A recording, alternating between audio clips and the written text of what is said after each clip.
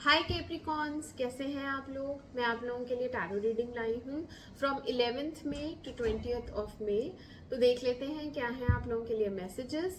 और ये एक जनरल रीडिंग है तो ये सबके साथ रेजोनेट नहीं करेगी। ओके, 11 से 20 मई मकर राशि।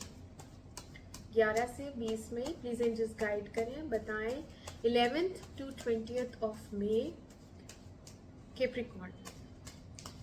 11th to 20th of May Capricorn यानी मकर राशि। गाइड करें प्लीज, बताएं मकर राशि वालों के लिए क्या है मैसेजेस।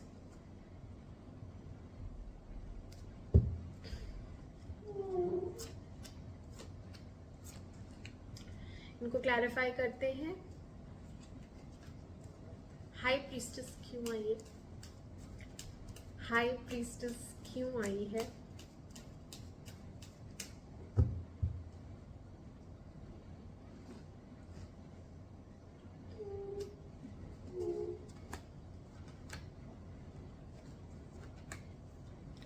डेविल क्यों आया है?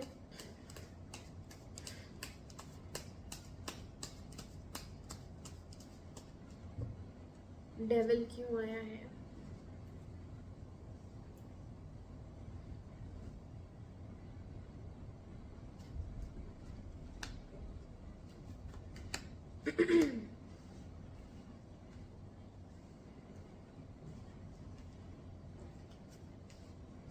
थ्री ऑफ वॉन्ड्स क्यों है यहाँ?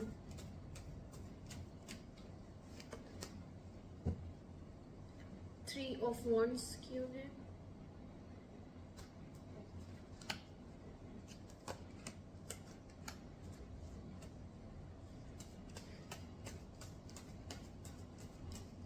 पेज ऑफ सोर्ड्स क्यों आया है?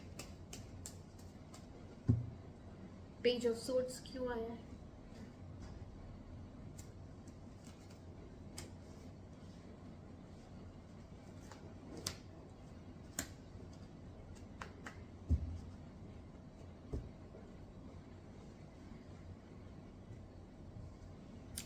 ठीक है कैप्रिकॉन, आपकी रीडिंग स्टार्ट करते हैं। ठीक है, किसी से आप ऑनलाइन बहुत चैटिंग कर रहे हैं। यहाँ पे मैसेजेस मैसेजेस और स्टॉक करना, क्यूरियोसिटी हो रही है, आपको कुछ जानना है किसी के बारे में। तो यहाँ पे क्यूरियस नेचर है, स्टॉकिंग एनर्जी है और चैटिंग एनर्जी है। यहाँ पे आप ऑनलाइन किसी से रात को बातें कर रहे हैं।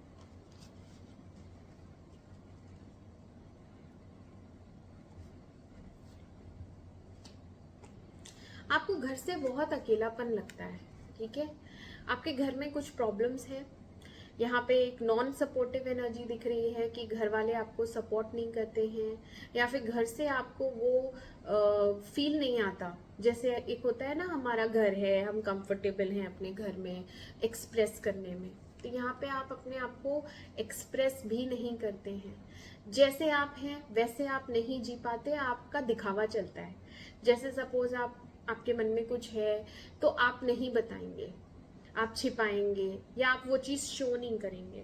ठीक है, कुछ लोगों के लिए ये इनसिक्योरिटीज हो सकती है, किसी को लेके आप जेलस फील कर सकते हैं।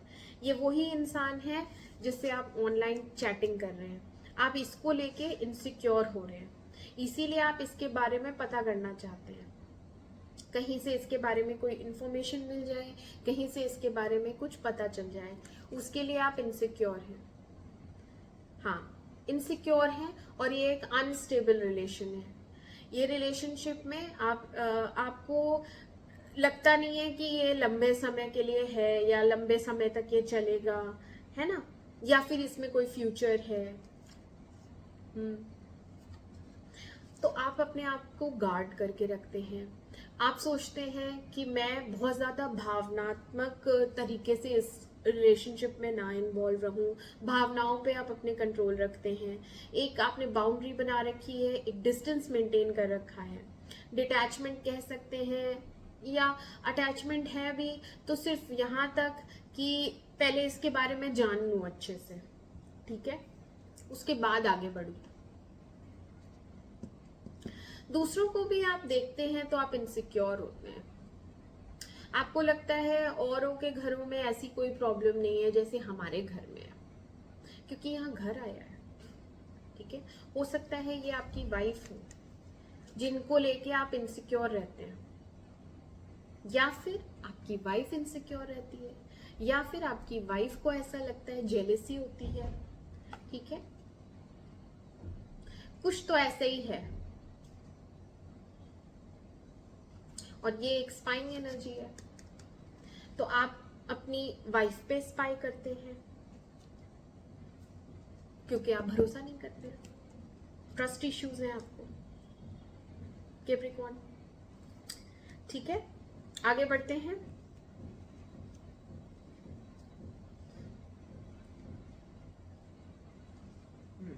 मैंने कहा ना नॉन सपोर्ट, यहाँ पे भी यही एनर्जी है। कुछ फाइनेंशियल दिक्कतें आई हैं पास्ट में जिसमें आपको किसी से सपोर्ट नहीं मिलता। ठीक है, अगर फाइनेंसेस आपके डाउन जाते हैं तो आप अकेले ही उस सिचुएशन से जूझ रहे होते हैं, कोई हेल्प नहीं मिलती है। बहुत चाहते हैं कि कोई सपोर्ट करे फाइनेंशियल आपको, वो वाली विश आपकी कभी फुलफिल नहीं हुई। आपके बहुत सारे डिजायर्स फुलफिल हुए हैं, बट जिस इंसान से आपके डिजायर्स फुलफिल हुए हैं वो इंसान आपसे इस समय बात नहीं कर रहा, वो इंसान आपको आपके हाल पे छोड़ के गया। Most of the time reason यही रहा है क्योंकि आपके पास पैसा नहीं था, इस वजह से स्टेबिलिटी नहीं रही रिलेशनशिप में, इस वजह से उसने आपकी तरफ पीठ की और वो आगे बढ़ गया। और अभी आप उसको स्टॉक करते हैं, आप पीछा, हाँ मैंने कहा ना स्टॉकिंग एनर्जी है, तो अभी आप उस इंसान को देखते हैं सोशल मीडिया पे, आप उसका पीछा करते हैं। पीछा इन द सेंस क्या कर रही है, आज क्या स्टेटस डाला, हो सकता है आप लोग इंस्टा पे हो या वैसे, ठीक है, व्हाट्सएप स्टेटस वगैरह आप देखते हैं, बट वो आपकी विश फुलफिलमेंट है, उससे आपके सारे डिजायर्स फुलफिल होते हैं, इमोशनली सेटिस्फैक्शन मिलता है। इमोशनल सेटिस्फैक्शन क्या होता है? इमोशनल सेटिस्फैक्शन ये होता है कि इस इंसान से मुझे तृप्ति मिलती है, खुशी मिलती है ना, और वो इंसान आपसे नो कांटेक्ट में है। ठीक है, आप इस इंसान के साथ टीम वर्क करना चाहते हैं, आप इस इंसान के साथ कोलैब करना चाहते हैं, आप इस इंसान के साथ ग्रोथ करना चाहते हैं, ग्रो होना चाहते हैं, एक लेवल अप। एक लेवल अप का मतलब होता है पास्ट में जो गलतियां हुई हैं वो चीजें करेक्ट करके। ठीक है, अब क्योंकि यहाँ पेंटिकल्स आए हैं तो यहाँ पे एक ग्रोथ है, एक अपग्रेड करना, क्योंकि अब तो फाइनेंशियल दिक्कत नहीं दिख रही है, ये तो पास्ट की बात थी कि मेरे पास पैसे नहीं थे, बट आज मेरे पास पैसे हैं, मैं ग्रो कर गया हूँ। Now we can have a collaboration, अब हम एक दूसरे के साथ टीम वर्क कर सकते हैं। और क्योंकि यहाँ पे थर्ड पर्सन इन्वॉल्व है तो यहाँ पे आप किसी फ्रेंड की मदद लेंगे या किसी से गाइडेंस लेंगे, किसी से आप डिस्कस करेंगे कि मैं कैसे आगे बढ़ूं इस रिलेशनशिप में, मैं क्या करूं। तो आप अपने दोस्तों से या किसी बड़े से आप राय ले सकते हैं।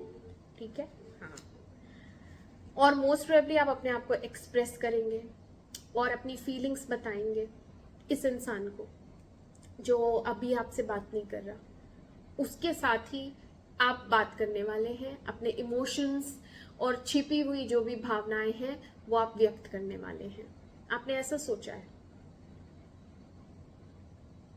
आपको यही राय दी गई है कि तू उससे बात कर। मिडिल में क्या हो रहा है? मिडिल में भी आप सोच ही रहे हैं, ये देखो। ठीक है, पास्ट की बातें, पास्ट में आपने कितने एफर्ट्स डाले, पास्ट में सब अच्छा चल रहा था, ग्रो हो रहा था, फिर एकदम से ये नो कांटेक्ट सिचुएशन आई, सब रुक गया, पॉज हो गया, है ना। तो अब मुझे दोबारा इसमें इन्वेस्ट करना चाहिए कि नहीं करना चाहिए? जो इंसान मुझे एक बार धोखा दे चुका है तो क्या गारंटी कि ये अगली बार फिर धोखा ना दे? मैं एफर्ट्स क्यों डालूं? मैं अगर एफर्ट्स डालता हूं तो मुझे क्या फायदा? मुझे क्या फायदा मिलेगा, मुझे वो वापस से रिस्पॉन्स मिलेगा कि नहीं मिलेगा, इस बार भी कहीं मैं अपनी मुंह की ना खाऊं, है ना। हम क्या करते हैं, हम काफी टाइम लगा देते हैं, एफर्ट्स लगा देते हैं, पैसे से भी खर्च कर देते हैं, तो हमारा फिर नुकसान हो जाता है। तो अभी अभी आप बहुत रिलक्टेंट हो रहे हैं, अभी आपका कोई इंटरेस्ट नहीं है इस टूटे हुए रिश्ते को फिर से जोड़ने का, क्योंकि एफर्ट्स आपको बहुत लगाने पड़ेंगे। आपको पता है आपको बहुत आउट ऑफ द वे जाके मनाना पड़ेगा और बहुत ज्यादा मेहनत लगेगी, ये आपको पता है। इस बार आपको ये पेड़ सींचना है, अगेन आप इसमें इन्वेस्ट करेंगे तो ये फ्रूट्स मिलेंगे कि नहीं मिलेंगे, ये डाउट है आपको। तो यहाँ पे एक वेटिंग एनर्जी है, पॉज एनर्जी है, रुक के सोच रहे हैं, रिवॉर्ड्स के बारे में सोच रहे हैं, ठीक है। मून की एनर्जी आई है, deception, sadness, fears. Fears of what? Fear कि यहाँ पे ब्रेकअप ऑलरेडी हो चुका है, तो ऐसा ना हो कि मैं फिर से डिसहार्टन हो जाऊं और धोखा मिले मुझे। क्योंकि यहाँ पे कुछ तो यहाँ पे ऐसा है जो, जैसे मैंने कहा ना, अनस्टेबल था, पहले से ही यहाँ पे सपोर्ट नहीं था, अनस्टेबिलिटी दिख रही है। अनस्टेबल का मतलब होता है वो इंसान कभी आया, कभी फिर छोड़ के चला गया, फिर आया, फिर छोड़ के चला गया। तो ऑन ऑफ वाली सिचुएशन रही है, ऑन ऑफ सिचुएशन में, और टॉक्सिक बिहेवियर, ये सारा आपने अकेले झेला, और अभी आपको दोबारा फिर वही इंसान से रिकंसाइल करना है, तो फिर से वही नेगेटिव पैटर्न्स ना आ जाए। मैंने तो अपने आप को नेगेटिविटी से निकाला है, अब मैं फिर से अपने आप को नेगेटिविटी में डालूं, सैड एनर्जी में डालूं, तो आप चाहेंगे कि आपकी सैडनेस खत्म हो, आप अपने सैड इमोशंस को रिलीज करना चाहेंगे, आप अपने नेगेटिव इमोशंस को रिलीज करना चाहेंगे मिडिल में, ठीक है। जितना भी गलत सलत सोचते हैं वो गलत सलत इन द सेंस, हम किसी के बारे में धारणा बना लेते हैं कि वो ऐसा ही है, वो हर बार ऐसा ही बिहेव करेगा, लेकिन नहीं, हर बार वो इंसान ऐसा क्यों बिहेव करेगा। पिछली बार चलो रीजन था पैसे नहीं थे, इस बार तो मेरे पास पैसे हैं, तो इस बार तो वो परमानेंट हो जाना चाहिए। हो सकता है आप पॉजिटिव सोचें, बट मन में आपके बहुत सारे डाउट्स रहेंगे, फियर्स रहेंगे, वो समय आने पे ही दूर होंगे। आगे क्या हो रहा है?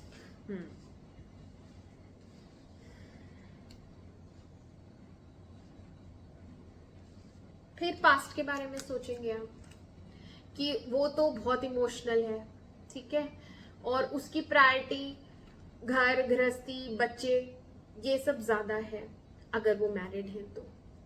और अगर वो मैरिड नहीं है तो भी उसकी प्रायोरिटी रहती है दूसरे, इमोशनल बहुत ज्यादा और मन में रखने वाली।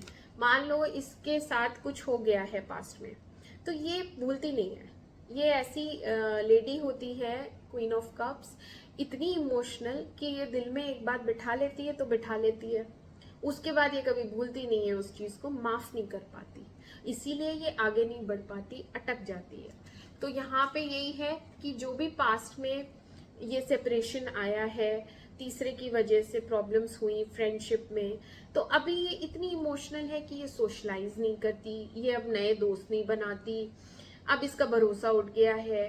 पास्ट की वजह से ये एक इमोशनल एनर्जी में ज्यादा रहती है, अपने आप को लेके सेंसिटिव बहुत रहती है, क्योंकि ये हर्ट हो चुकी है, और एक बार हर्ट हो गई तो हर्ट ही रहती है वो, उसमें से इमोशंस उसके जाते ही नहीं है, वो वाले पास्ट वाले।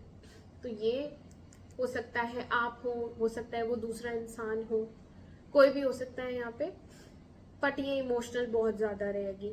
जब हम इमोशंस में होते हैं तो हमारे आंसू बहुत जल्दी आते हैं, कप्स है ना वाटर, तो ये इमोशनल बहुत ज्यादा है, इस ब्रेकअप को लेके सैड है, ठीक है। तो ये आप भी हो सकते हैं, नहीं तो कोई और जो आपके पार्टनर है। लास्ट के दिनों में यहाँ पे सॉरी फील किया जाएगा, रिग्रेट फील किया जाएगा कि मैंने सच में इस इंसान का बहुत दिल दुखाया है, और यहाँ पे अब मुझे ही कुछ यहाँ पे तो आप सोच रहे हो कि मैं एफर्ट्स डालूं कि नहीं डालूं, बट आप यहाँ पे एक्सप्रेस करेंगे अपने आप को, सॉरी फील करेंगे, रिग्रेट फील करेंगे, और चीज़ें ठीक करने के लिए एक प्लान बनाते हुए दिख रहे हैं। एक प्लानिंग चल रही है कि, क्योंकि थर्ड इन्वॉल्वमेंट दिख रहा है मुझे, ठीक है। यहाँ 3 ऑफ कप्स है, यहाँ 3 ऑफ वॉन्ड्स है। तो ऑलरेडी आप मैरिड दिख रहे हैं, ये आपकी वाइफ हो सकती है विद चिल्ड्रन, जिसके बारे में आप सोच रहे हो, क्योंकि पास्ट में इन्हीं की वजह से ये ब्रेकअप हुआ था। तो अभी आप ये प्लान कर रहे हैं कि ये भी रहेगी और तुम भी रहोगी, दोनों को मैं साथ में ही लेके चलूंगा, बैलेंस करना पड़ेगा। तो वही प्लानिंग चल रही है कि इस रिलेशनशिप में आगे कैसे बढ़ा जाए और फ्यूचर क्या होगा, क्योंकि आपको तो दोनों ही चाहिए, ये भी इम्पोर्टेंट है, ये भी इम्पोर्टेंट, और आप भी इम्पोर्टेंट, दोनों चीजें इम्पोर्टेंट है। एंड डेफिनेटली एक लेवल अप, एक ग्रोथ का दिख रहा है मुझे, ठीक है। तो अगर पास्ट में ब्रेकअप है तो मेकअप हो जाएगा, और इस बार एक कमिटमेंट के साथ, इस बार ऐसा नहीं होगा कि ऑन ऑफ वाला सिस्टम नहीं, और इस बार आपने ठान लिया है मन में कि इस इंसान की तरफ मुझे जाना है और इस इंसान को मैंने चुन लिया है, ठीक है। तो आप बहुत पॉजिटिव हैं, डिटर्मिन्ड हैं, कॉन्फिडेंट हैं, एंड एक डिसीजन आपने ले लिया है। तो शुरू में तो आपको था कि पता करूं इसके बारे में, पहले आपको ये था, क्योंकि ये नो कांटेक्ट में थे तो आप इसको बस स्टॉक करते रहते थे, पीछा करते रहते थे, देखते रहते थे ऑनलाइन। फिर आपने रियलाइज किया कि ये मेरी खुशी है, इससे मैं खुश रहता हूँ, इमोशनली सेटिस्फाइड रहता हूँ। फिर आपने डिसाइड किया बीच में कि मैं अपने डाउट्स, फियर्स सब क्लैरिफाई करूँगा। वो सारे क्लैरिफाई हो गए तो आप डिटर्मिन्ड हो गए आगे बढ़ने के लिए, और आपने इस इंसान को चुन लिया। बट आपके दिमाग में बैक ऑफ द माइंड, क्योंकि आप मैरिड हैं, आपकी वाइफ है, बच्चे हैं, फैमिली है, तो मैंने कहा ना, यहाँ पे घर है जहाँ पे आपको सपोर्ट नहीं है, घर जैसा नहीं है, तो आपको यहाँ पे लोनलीनेस लगती है, इसीलिए आप बाहर इस रिलेशनशिप में हैं, ठीक है। बट आपके लिए ये पर्सन भी इम्पोर्टेंट है, ये आपकी वाइफ है तो ये भी इम्पोर्टेंट है, प्यार करते हैं आप इनको, ठीक है, इनको भी प्यार करते हैं, उससे आपको खुशी मिलती है। तो ये थे आप लोगों के लिए मैसेजेस कैप्रिकॉर्न। मैं आपसे मिलती हूँ आपकी अगली रीडिंग में, तब तक के लिए आप मेरे चैनल को लाइक करें, सब्सक्राइब करें। Do take care of yourself, bye bye bye.